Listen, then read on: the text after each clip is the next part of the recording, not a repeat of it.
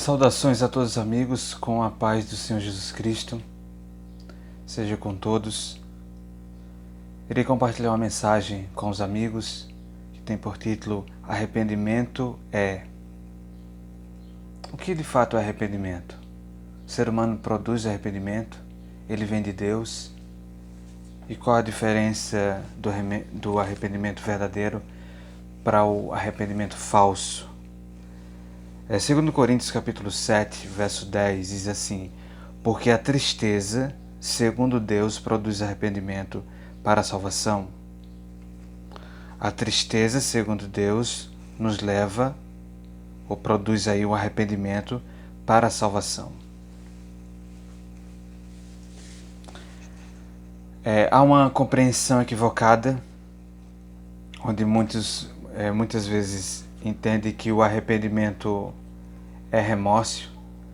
A pessoa sente uma tristeza, um desconforto por algo que ela fez de errado, mas não produz um arrependimento. Ela simplesmente está triste, ela está angustiada porque ela fez algo de errado e as pessoas irão saber e ela vai se prejudicar por aquilo que fez. Se ninguém tivesse visto, provavelmente ela pensaria: eu me daria bem, eu não ia sofrer nenhum dano, mas agora, como todos ficaram sabendo, como vai ser agora minha reputação, a minha vida diante das pessoas? Bom, esse não é o arrependimento verdadeiro. O arrependimento verdadeiro produz mudança. O arrependimento verdadeiro existe uma confissão, um abandono do pecado, um reconhecimento do pecado, que transgredimos a lei de Deus, que pecamos contra o Senhor e esse mal nos separou de Deus, fez uma separação e nós precisamos de reconciliação. E aqui eu vou ler para vocês e no decorrer da leitura irei fazer algumas pausas e fazer alguns comentários. Diz assim: como pode alguém ser considerado justo diante de Deus? Como pode o pecador ser justificado? Somente por meio de Cristo podemos ter harmonia com Deus e com a santidade. Mas como chegar a Cristo?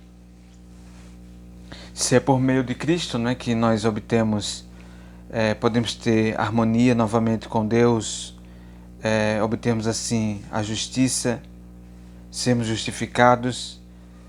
Mas como chegar a Cristo? Muitos fazem a mesma pergunta que outros fizeram no dia do Pentecoste, quando, convencidos do pecado, clamaram: que faremos? Essa é a pergunta, não é, que muitos têm feito. E eu acredito que ao longo do tempo, até esse presente momento, as pessoas sempre têm feito essa pergunta: o que faremos? Diante de ser convencidos do pecado, o que agora iremos fazer?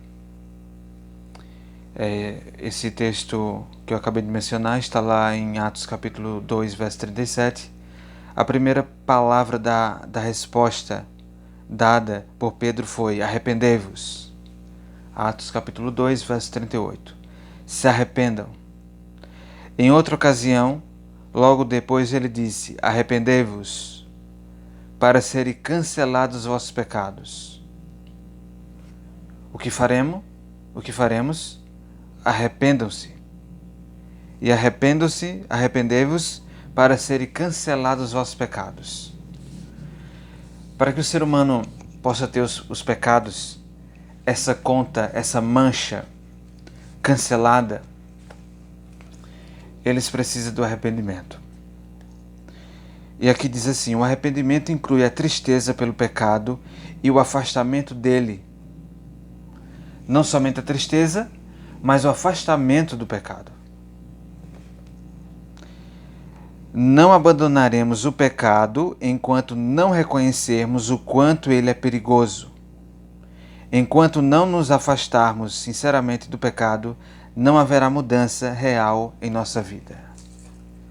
Olha, enquanto não nos afastarmos do pecado, não iremos ter realmente uma mudança, uma transformação de vida. Em Romanos,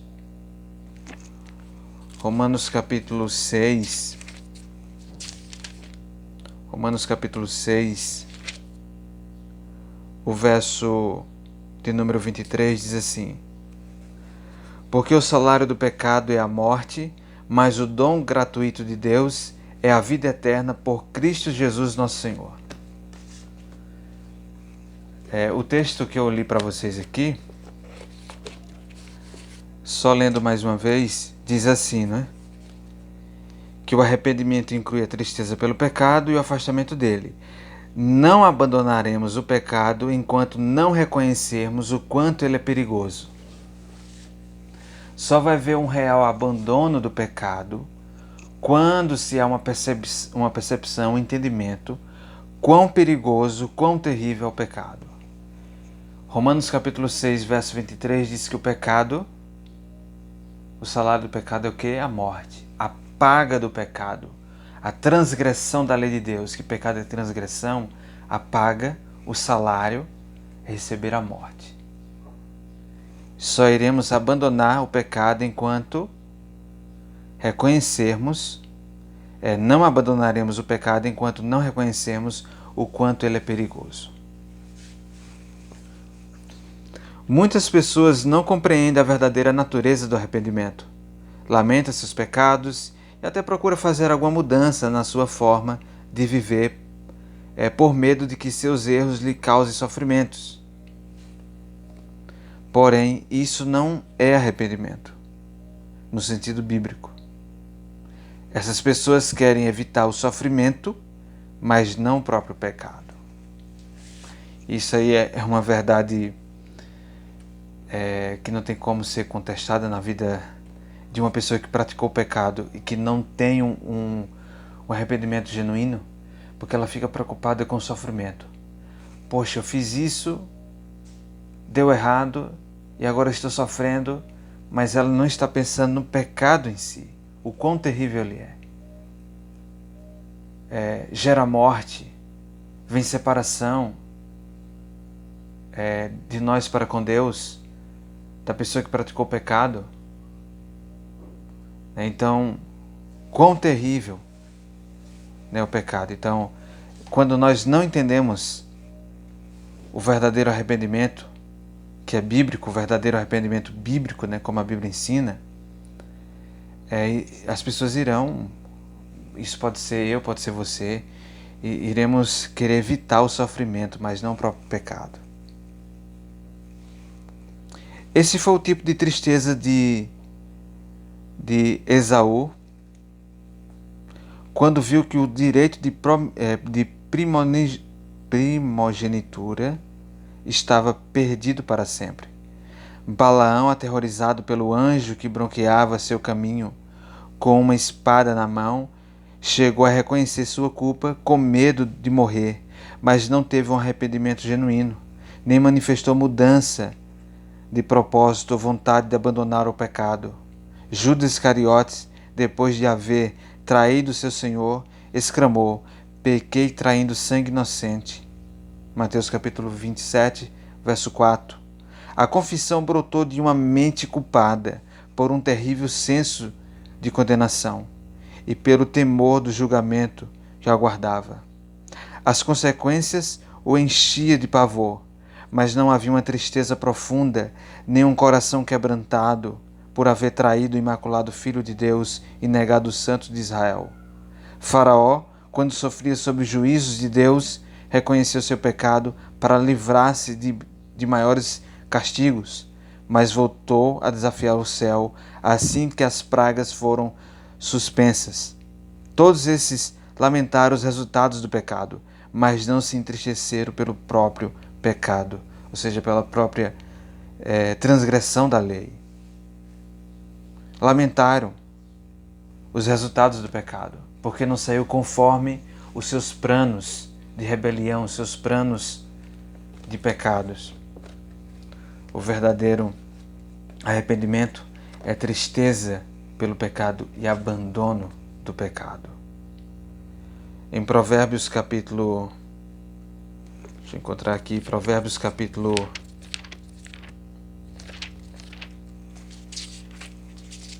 Provérbios capítulo 28, versos 13, diz assim: o que encobre as suas transgressões, seus pecados, nunca prosperará, mas o que as confessa e deixa alcançará misericórdia. Somente assim provamos que temos um arrependimento genuíno, verdadeiro. Arrependimento é isso, tristeza e abandono do pecado. Não está preocupado porque agora irei sofrer por ter pecado. Mas não, você vê que ao transgredir a lei de Deus, ao você ter pecado, ter transgredido, isso gerou separação entre você e Deus. Gerou morte, trouxe discórdia, separação entre amigos, familiares, entre o próprio ser humano. Agora, diante de tudo isso, aquela pergunta, né? Como vem o arrependimento? Como é que se desenvolve o arrependimento? É algo natural do ser humano? É algo que vem de Deus e Deus ele concede ao ser humano para que assim o ser humano tenha a possibilidade de se salvar e salvar do pecado? Essa é a verdadeira salvação. Olha o que a palavra de Deus diz. Romanos capítulo 2.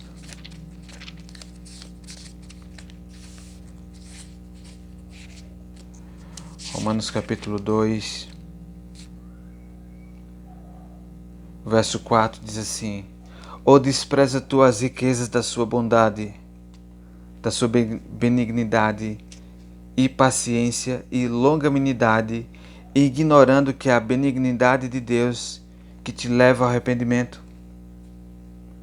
Então a benignidade de Deus é a sua bondade que nos leva ao arrependimento. Deus é tão bondoso que Ele nos leva ao arrependimento. Nos leva a ter uma tristeza pelo pecado e também o querer abandonar o pecado. Por isso que o verso que nós lemos no início, 2 Coríntios capítulo 7, verso 10, diz: porque a tristeza, segundo Deus, produz arrependimento para a salvação. Produz o arrependimento que é para a salvação. Porque você vai abandonar o pecado.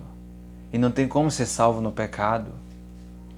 As pessoas precisam se entristecer pelo fato de terem pecado, transgredido a lei de Deus e querer abandonar essa condição, essa prática, essa atitude, né, diante da lei de Deus, escolhido assim, não obedecer, mas obedecer. Então se precisa de uma tristeza, de um abandono por parte do transgressor. Em Atos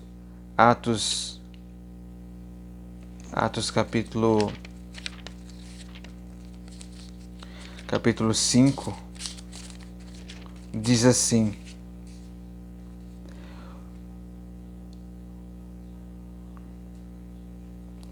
verso 30 e 31. O Deus de nossos pais ressuscitou a Jesus, ao qual vós matastes, suspendendo no madeiro. Deus, com a sua destra, o elevou a príncipe e salvador, para dar a Israel arrependimento e remissão dos pecados. Através de Cristo, Deus nos dá o arrependimento e a remissão dos pecados, ou seja, a libertação dos pecados. Não somente uma tristeza e um abandono, mas uma libertação, que o desejo que você tem de se ver livre do pecado, Deus, na sua bondade, Ele concede o arrependimento e a remissão. Através de Cristo. Através de Cristo, nós podemos ter o arrependimento. E o arrependimento, ele produz várias, ele demonstra na prática dá características verdadeiras de que houve de fato um arrependimento. 2 Coríntios, capítulo 10, 2 Coríntios, capítulo 10, diz assim, 2 Coríntios, capítulo 10,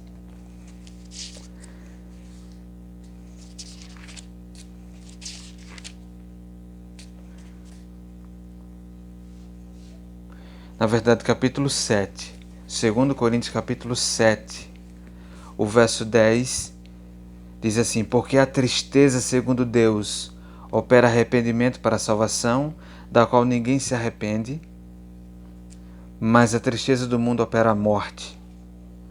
Daí é o remorso, né? É uma tristeza, mas não há o desejo do abandono, não há um reconhecimento que aquele pecado que foi cometido é terrível, que trouxe separação, que gerou morte.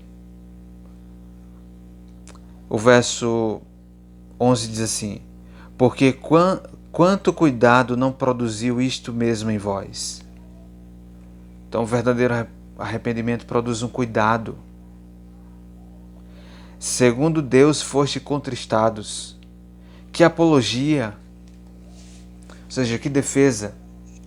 O verdadeiro arrependimento, ele produz um cuidado, sermos cuidadosos, sermos zelosos com as coisas de Deus, mas também ele produz apologia, defesa, defender aquilo que é correto, defender a verdade. Que indignação! O verdadeiro arrependimento, ele produz uma indignação, você fica indignado com o mal que anteriormente, antes do seu arrependimento, você estava caminhando para o mal, para a perdição, e você vê isso na vida de outros que estão a transgredir a lei de Deus, estão caminhando para a morte. Isso produz uma indignação, você fica indignado com o mal, com o pecado. Que temor, que saudades, que zelo, que vingança, em tudo mostrastes, está puros neste negócio. Então o verdadeiro arrependimento, ele produz um temor, um certo, eu não diria um medo, um pavor, mas um respeito, um medo por fazer o que é errado, querer se ver livre do mal, temer a Deus, respeitar a Deus. Que saudades! O verdadeiro arrependimento também produz isso, esse sentimento. Através do pecado houve separação, e daí vem aquela saudade de você pensar na sua vida de antes, como você caminhava com Deus, como tinha comunhão entre irmãos, entre amigos da mesma fé. E agora você lembra, tem aquela saudade. Isso são características do verdadeiro arrependimento. Produz zelo, vingança, o desejo de justiça, de fazer aquilo que é correto. E o verso diz: em tudo mostrastes estar puros neste negócio. Com todas essas características, é demonstrado que a pessoa existe agora uma pureza, porque há um afastamento do mal. Há agora uma aproximação para Deus, para a verdade, para que assim se demonstre através das obras, na prática, o arrependimento, que é tristeza pelo pecado, mas abandono dos pecados. Convido você a juntos orarmos. Querido eterno Deus, nós somos gratos pelos momentos que aqui passamos ao estudar a Tua Palavra. Que o Teu Santo e Bom Espírito nos convença do pecado, da justiça e do juízo, para que não sejamos levados pelo engano, pelo arrependimento que é mais uma tristeza simplesmente por causa do sofrimento, mas que gera morte. Esse não é o verdadeiro arrependimento. Nós queremos um arrependimento que mostre pelas nossas obras o querer se afastar do mal e nos apegarmos ao bem, aquilo que é correto, a verdade. Por isso, ó Deus, pedimos essas bênçãos na nossa vida, para que sejamos assim pessoas que foram libertadas, foram remidas do poder do mal e possam viver agora em novidade de vida através de Jesus Cristo, nosso Salvador e Senhor. Te pedimos essas bênçãos em nome de Jesus. Amém.